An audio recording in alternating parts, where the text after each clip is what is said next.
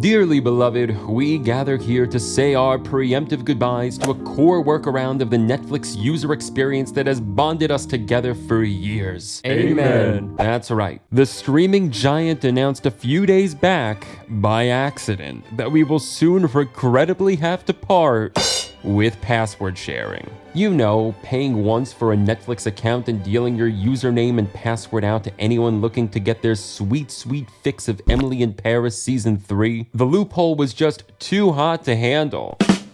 Password sharing is not only cost efficient and unifying, it's also something Netflix itself has literally acknowledged and endorsed in recent years. Love is sharing a password after all. In fact, at the 2016 Consumer Electronics Show, then CEO Reed Hastings said he loved that people share their accounts and described the practice as a positive thing. I mean, check this out.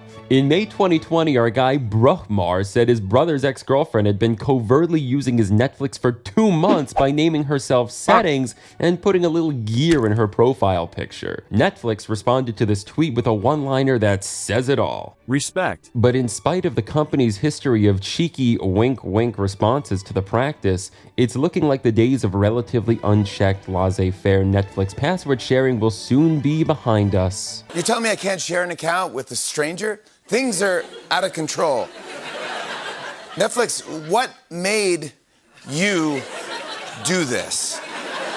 So what's going on here? If you're anything like me, this news might sound a bit familiar. Hasn't it been rumored before that the Big N would be putting password sharing on the chopping block?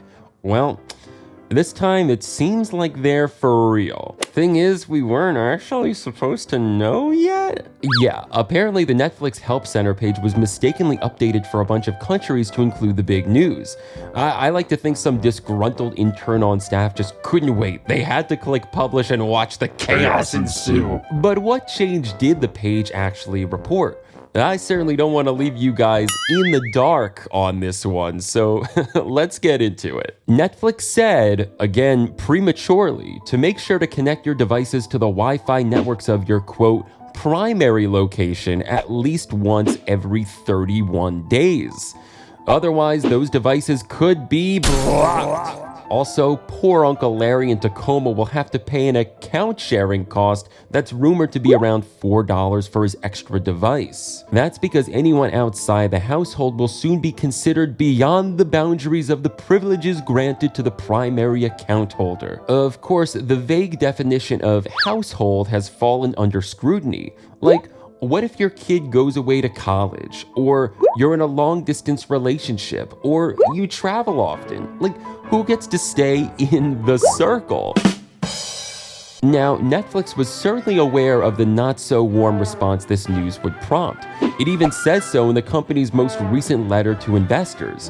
But I imagine they intended to release it on, shall I say, more intentional terms. Just really weird that it came out by mistake. Like, why though? Plus, the people. Oh, the people. They are not happy. Never forget that Netflix purposefully supported password sharing for their growth.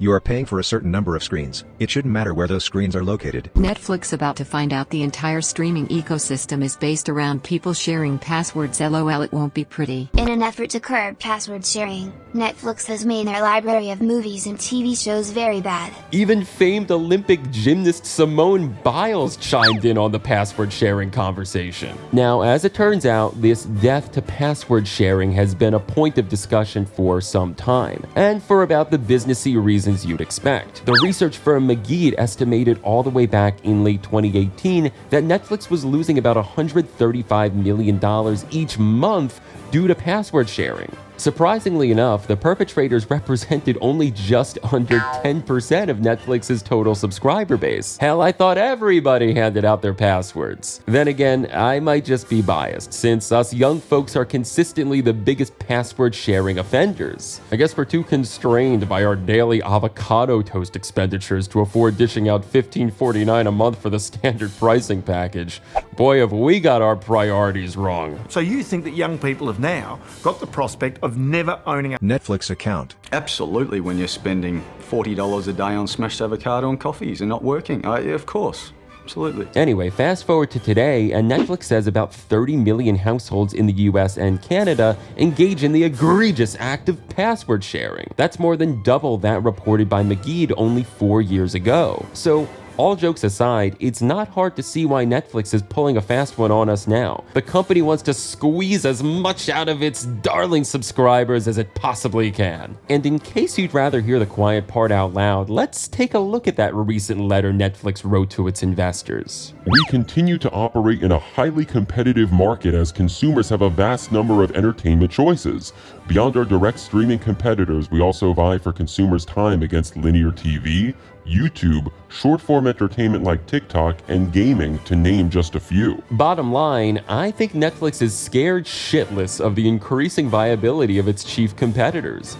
Disney Plus, HBO Max, Amazon Prime Video, better prices, better deals, and debatably, better original content? Look, some say Stranger Things and Wednesday just aren't cutting it. There's a reason you'll hear reports of Netflix paying just exorbitant amounts of money for old favorites, like $500 million for Seinfeld back in 2019? All this is to say, the company used to be top G. Now it's struggling to hold on to its crown. Though at least it still has the crown. I'll see myself out. Plus, Netflix has already fallen somewhat out of public favor. Remember when it revealed losing 200,000 subscribers in the first quarter of 2022? Shares fell by 35%, which equated to about $50 billion in value, just poof, gone. Now, the last little piece of this story actually comes from Latin America, where Netflix got Chile, Costa Rica, and Peru as guinea pigs to test out its password sharing crackdown. Why these countries?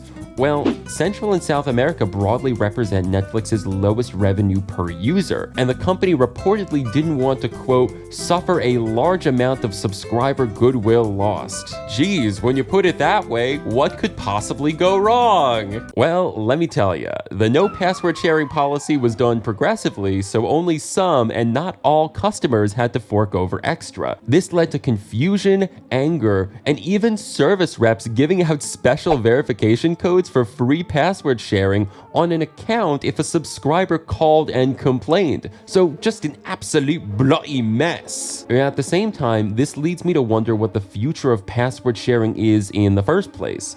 Business is a game, and other companies are constantly eyeing up the competition to see what tricks they have up their sleeves.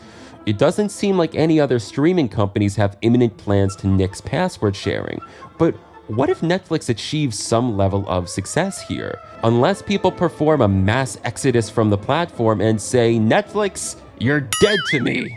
It's possible the company just recoups a few million every month and inspires other services to do the same. So I think whenever Netflix introduces the no password sharing policy for good, its success or failure will signal to the rest of the industry how to monetize its subscribers moving forward.